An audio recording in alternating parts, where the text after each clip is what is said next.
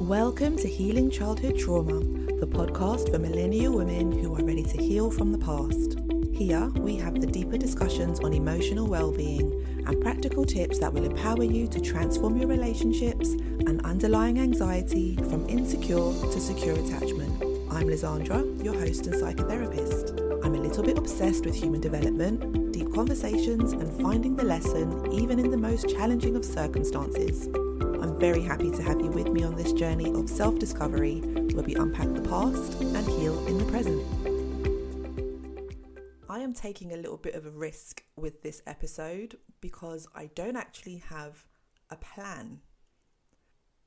I'm kind of winging this episode and I've just hit record, and it reminds me of some sessions that I've had recently.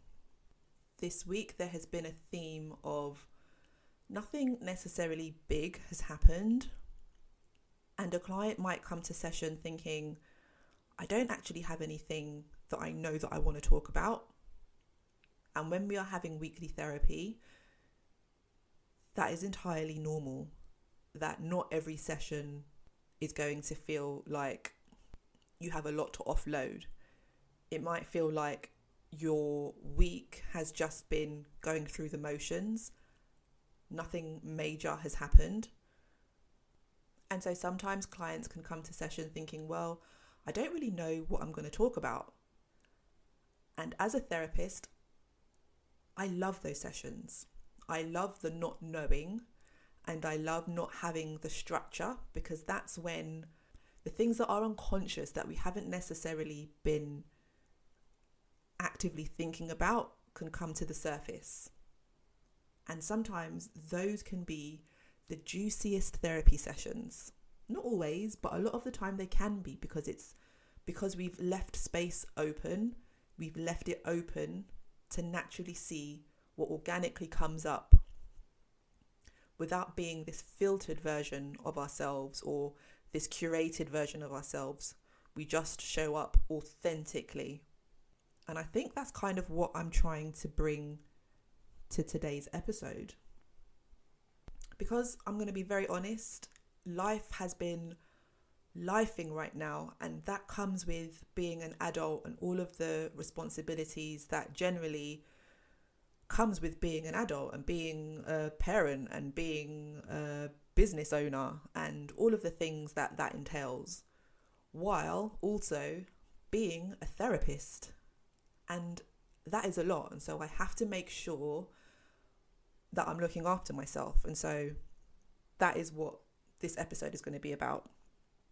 I've just decided I'm going to share what has been helping my emotional well-being right now, so that if you too are also in a place where everything feels overwhelming, you are dealing with a lot, you are trying to heal from the past, but you are also just trying to live life as well, like we all are. Maybe you can take some comfort in knowing that we are all going through this process together.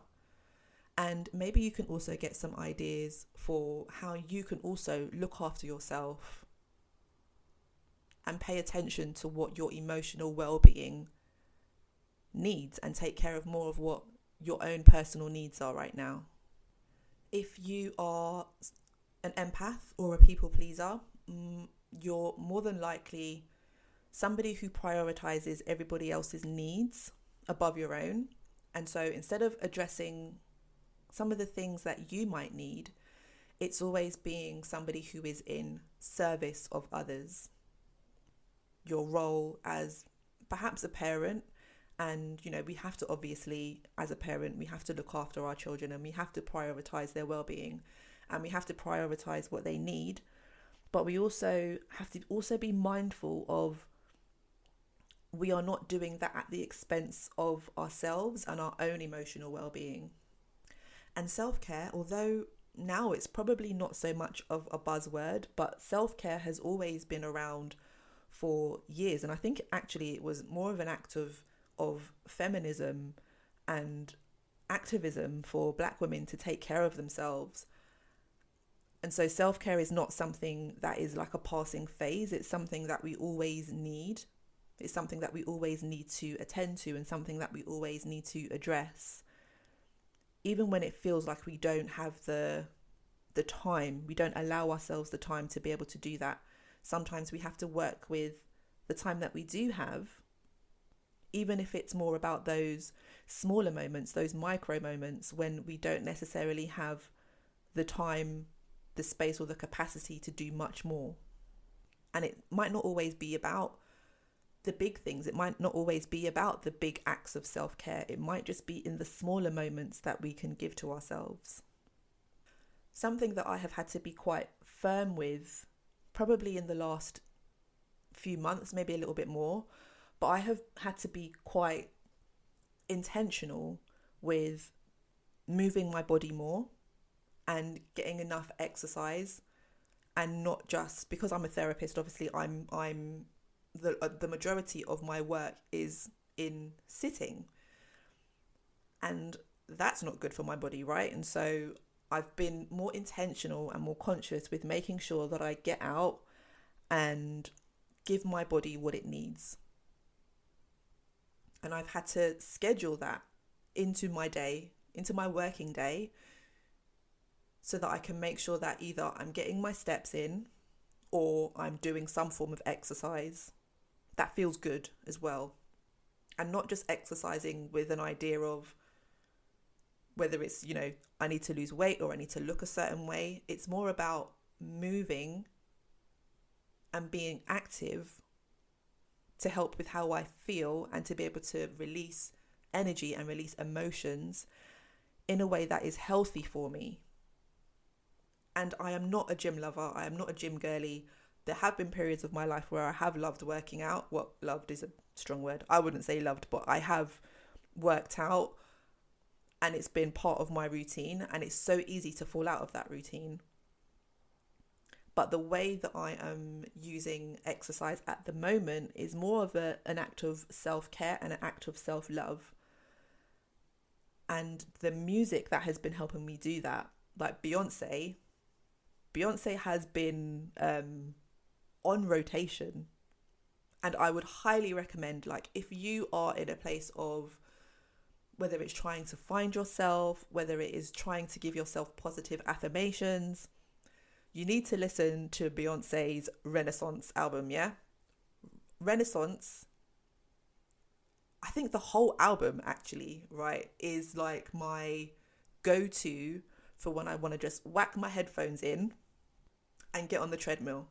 Honestly, that has been filling my cup up so much on mornings and days where it's just felt like, I don't have the energy, or I feel really tired, or I just don't feel like I'm in a great headspace. I have put that on. I have gone to the gym, even though I did not want to. I wanted to stay my ass in bed, but it wasn't an option. So it was either, okay, do I get up and do some admin work? Do I see my clients really early? Or do I try and prioritize myself first by moving my body? And so that's what I've chosen to do. And so I've put Beyonce on, and obviously we know that exercise is good for our mental health. I know that as a therapist, but it's so easy for us to forget why we do those things. It's easy for us to not go to the things that we know will make us feel better in the future. If your thing is not the gym, because really and truly, I can't believe that I'm saying that I'm going to the gym and I'm enjoying it and I'm having a lovely time and I'm there. Like, who am I? I am not a gym person at all. But find your thing. Find whatever it is that helps you to reconnect to your body. Because a lot of the time when we've experienced trauma, relational trauma, or whether it is just going through a difficult life period, difficult transitions, changes, whatever that might be, we often become disconnected from our bodies. So anything that helps us to reconnect with our bodies is healing within itself. That's how we actually regulate our nervous systems. And if you have heard this term used a lot, it's because we're recognizing more and more the way trauma is stored in the body. And quite often when we are disconnected from our bodies, that is when we are out of connection with ourselves, that is when we are dysregulated within our nervous systems. And so being more connected with our bodies through movement, through meditation, through walks, being in nature, being more connected with ourselves, being more connected in our relationships, these are all ways that we become more regulated. This is how we regulate our nervous systems. I've also been practicing prioritizing my peace and showing up for the things that I know I have the capacity for, and trying to show myself grace in those moments when I can't show up, because prioritizing my peace and looking after me and resting might be more of what I need in that moment. And as a recovering people pleaser, it can be hard to not feel guilty about that and to not feel as though I'm being selfish. And if that is something that you can also relate to, I hope you can also relate to that it's not a selfish thing to sometimes prioritize yourself, because you are doing that so that you have the capacity to be able to show up for people when they need you. But we can't always be that person who is constantly giving and being of service and not attending to our own needs. That's how we end up in burnout. That's how we end up experiencing depression, even high functioning depression, where we're showing up and we're being very active and we're doing all of the things, but at the same time we are not addressing our emotional needs. We're not addressing our physical needs. And so sometimes that can look like saying no to things because we are saying yes to ourselves. In trauma healing, finding these micro moments are also known as glimmers. And you might have heard of this term before, or it might be brand new to you, but it's finding the small things that help you to feel more connected, because these are the things that help your nervous system. It is a coin termed by Deb Dana, who does polyvagal theory, which is all about nervous system regulation. And so she had this idea of, or she's developed this term glimmers, because it's us showing, it's looking out for the good. It's looking out for the moments of peace and calm and connection. And another thing that I have been trying to be more active and more intentional about is the connection with those good relationships, those kind of relationships that you can just be your authentic self. You don't have to present as any kind of version of you. You don't have to be the version of you that is put together. You don't have to be the version of you that uses humor as a form of self-protection and a way of moving away from things that are really painful. You can just show up as your messy self. And you don't have to pretend you have all your shit together. You don't have to pretend that life is perfect. You can just really connect on a very human to human level. And it's very common when you have experienced trauma to self-isolate and to not want to almost trauma dump on your friends and family and those people around you. Or you might have the assumption that it's trauma dumping if you share what your experiences are, if you share the emotional load. But there are ways that we can be in connection with people so that it doesn't feel like we are carrying these burdens on our own. And it doesn't necessarily mean that we use our friends as our therapists. We don't even have to talk about if we're going through anything difficult. We don't even have to be talking about our traumas or unpacking any of that. Sometimes it is just being in the presence of somebody that sees you. Sometimes it's just being with somebody who allows you to be yourself, and maybe somebody who is just a pleasure to be around, somebody that you can laugh with, somebody that you can find those joyful moments with, somebody that you can have fun with, and somebody that just feels like that calming presence. And I've really had to pay attention to when my body is saying, okay, enough. So as much as I need to spend time moving, and I might do that through exercise, through walking, through moving my body, there are times when actually your body doesn't need any of that. Sometimes your body just needs rest. Your body just needs sleep. Your body just needs to be still. Because we don't always have to be productive. We don't always have to be on the go. Like, it's okay to rest. Rest in itself is productive. And a big part of healing and looking after your emotional well-being is listening to what it is that your body needs. And sometimes it isn't going to the gym. Sometimes it's being more slow and more intentional and allowing your body to have rest when it needs it, so that you can restore yourself, so that you can keep going. Because if you don't listen to your body when it needs rest, your body will scream for rest at the most inconvenient time, at a time where it is the worst possible timing for you. So you have to listen and pay attention to when that rest is needed as a radical form of self-care.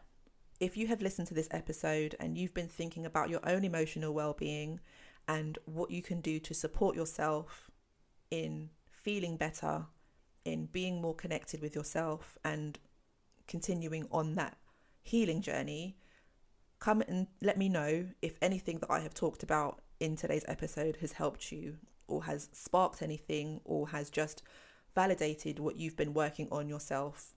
Let me know in my DMs, and my DMs are open on Instagram at New Frame Therapy. I will post the link in the show notes to my Instagram page, and I am going to love you and leave you, and I'm going to take a few minutes to have some deep, nourishing breaths before I go and do the school run. So that's me.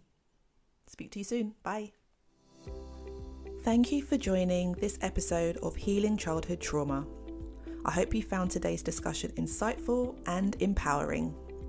Remember, healing is a journey and you are not alone on this path. If you enjoyed this episode, please subscribe, rate, and leave a review on your favourite podcast platform. And you can share this episode with a friend. Your feedback helps this podcast to reach more women who are ready to heal and build secure, healthy relationships and heal from the past.